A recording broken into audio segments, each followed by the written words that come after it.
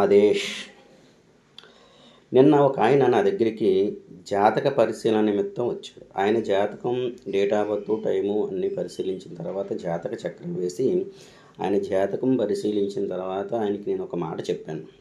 అయ్యా, మీ జాతకంలో పితృదోషాలు ఉన్నాయండి, ఆ దోషాలకు నివృత్తి చేసుకోవాలి అని అంటే ఆయన అన్నారు, అసలు పితృదోషాలు అంటే ఏమిటండి, అవి ఉండటం వల్ల వచ్చే ఇబ్బందులు ఏమిటి? గతంలో ఒక ఆయన కూడా నాకు చెప్పారు, ఇలా పితృదోషాలు ఉన్నాయి చేయించుకోమన్నారు, అసలు ఏమిటండి పితృదోషాలు అంటే ఏమిటి అని అడిగాడు.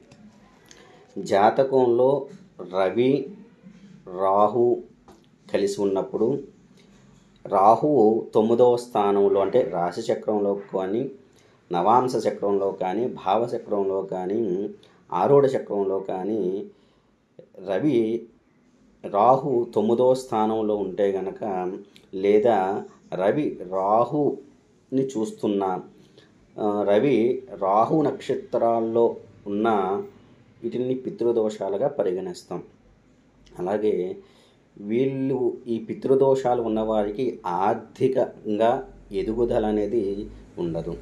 ఆర్థికంగా ఏదో ఒక సమస్య వస్తూనే ఉంటుంది. ఏదో ఒక సమస్య తొలగిన తర్వాత కొత్తగా మళ్ళీ ఇంకొక సమస్య ప్రారంభమవుతూనే ఉంటుంది. ఎంత కష్టపడ్డా కానీ కాస్త ₹1 నిలవ వేసుకోవటం అనేది వీళ్ళకి జరగదు. వంశాభివృద్ధి కూడా ఆగిపోతుంది. వంశం అభివృద్ధి చెందదు. పితృదోషాల వల్ల అనేక రకమైన ఇబ్బందులు కలుగుతూ ఉంటాయి. కొంతమందికి అయితే అనారోగ్య సమస్యలు కూడా పీడిస్తూనే ఉంటాయి.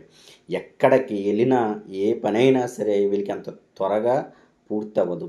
అనేక రకాలుగా ఇబ్బందులు కలిగి మానసికంగా కుంగిన తర్వాతే వీళ్ళకి కొద్దో గొప్ప పనులు జరుగుతాయి. ఇలా ఉండటం వల్ల వీళ్ళకి రకరకాల ఇబ్బందులు ఎదుర్కోవాల్సి వస్తుంది. ఇవన్నీ కూడా పితృదోషాల వల్ల ఏర్పడతాయి అని ఆయనకి వివరంగా చెప్పడం జరిగింది. మరి పితృదోషాలకి ఏమి చేసుకోవాలంటే గోకర్ణ క్షేత్రంలో పితృకర్మలు చేసుకోవాలి. లేదా మనకు దగ్గరలో ఉన్న ఏదైనా క్షేత్రంలో అంటే పాదగయ కానీ, విష్ణుగయ కానీ, కాశీ కానీ ఇలాంటి చోటకి వెళ్ళి పితృకర్మలు చేసుకోవడం చాలా అవసరం. ప్రతి అమావాస్యకి కూడా ఖచ్చితంగా పితృదేవతలకి తర్పణాలు, తెల తర్పణాలు కానీ, ధర్మోదకాలు కానీ ఖచ్చితంగా విడిచిపెట్టాలి. కాకులకి ఆహారం పెడుతూ ఉండాలి. అలాగే కుక్కలకు కూడా ఆహారం పెడుతూ ఉండాలి.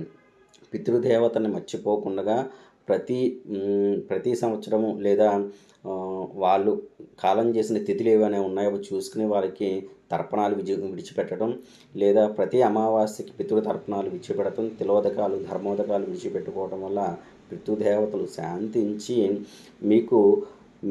మీ కుటుంబానికి వాళ్ళే రక్షణగా ఉండి మీకు కావలసిన ప్రతి కార్యాన్ని కూడా విజయవంతం అవడంలో వాళ్ళ పితృదేవతలు కూడా దేవతలతో పాటుగా పితృదేవతలు కూడా సహాయం చేస్తూ ఉంటారు.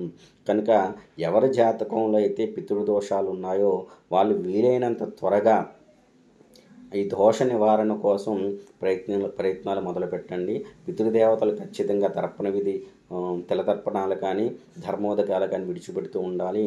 రాహుకి అధిపతి అయిన అమ్మవారి యొక్క ఆరాధన ఎక్కువగా చేసుకుంటూ ఉండాలి.